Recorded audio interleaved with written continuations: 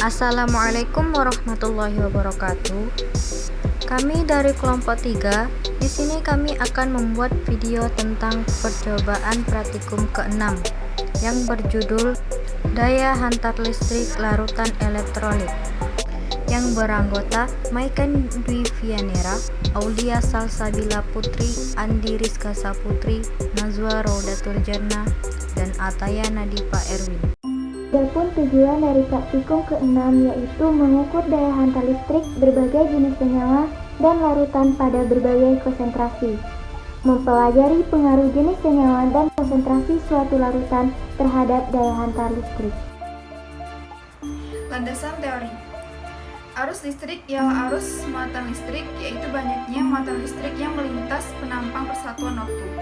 Dan rapat arus listrik bagi arus listrik yang terdistribusi secara kontinu, seperti misalnya oleh gerakan ion-ion yang bergerakan di udara, didefinisikan sebagai banyaknya muatan listrik yang melintas penampang arus luas satuan luas persatuan waktu.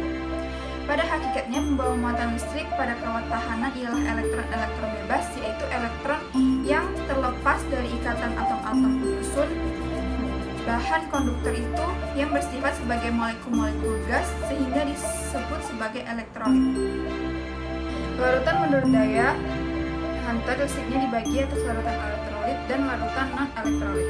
Larutan elektrolit adalah larutan yang dapat menghantarkan listrik, sedangkan larutan non-elektrolit adalah larutan yang tidak dapat menghantarkan listrik. Larutan elektrolit dapat dibedakan menjadi elektrolit kuat dan elektrolit lemah.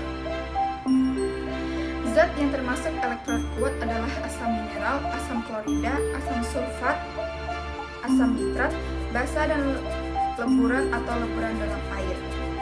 Larutan elektrolit lemah adalah larutan yang tidak dapat menghantarkan arus listrik dengan baik karena kemampuan zat terlalu untuk berubah menjadi ionnya lemah. Adapun faktor-faktor yang memengaruhi kecepatan ion adalah yang pertama adanya hidrasi, yang kedua orientasi atmosfer pelarut, yang ketiga berat dan muatan ion, yang keempat gaya tarik antar ion, yang kelima temperatur, dan keenam viskositas. Jika larutan diencerkan, maka untuk elektrolit lemah dan derajat ionisasinya semakin besar, dan untuk elektrolit kuat gaya tarik antara ion semakin kecil. Pada pengenceran tidak terhingga, daya hantar ekuivalen elektrolit hanya bergantung pada jenis ionnya.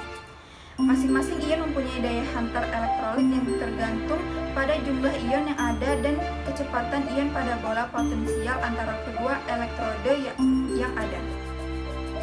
Alat dan bahan. Alat: beker gelas 100 ml 8 buah, batang pengaduk 1 buah, rangkaian alat multimeter 1 buah, gelas ukur 100 ml 1 buah, gelas ukur 50 ml 1 buah, kaca arloji 1 buah, pipet tetes 5 buah, spatula 1 buah. Bahan: aquades, padatan NaCl, air jeruk nipis, NH2OH, HCl, larutan NaCl, NaBr, NaL, NH2Cl, minyak tanah. Pembahasan pada praktikum percobaan ke-6 ini, yang pertama, menentukan daya hantar listrik berbagai senyawa. Pada praktikum ini digunakan beberapa bahan, yaitu minyak tanah H2O, larutan NaCl, dan kristal NaCl. Praktikum ini dilakukan untuk daya hantar listrik dan beberapa senyawa.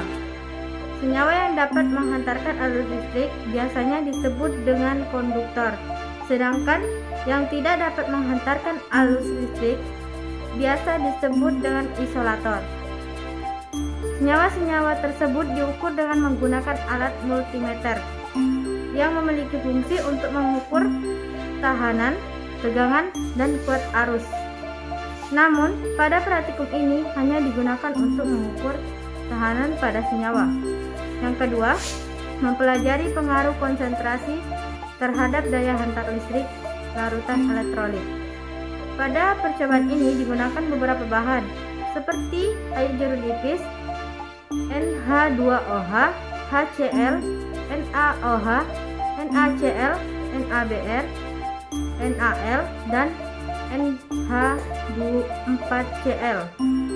dengan konsentrasi mulai dari 0,05 m, 0,1 m, 0,5 m, dan 1 m. Ini bertujuan untuk mengetahui pengaruh konsentrasi terhadap daya hantar listrik tiap larutan.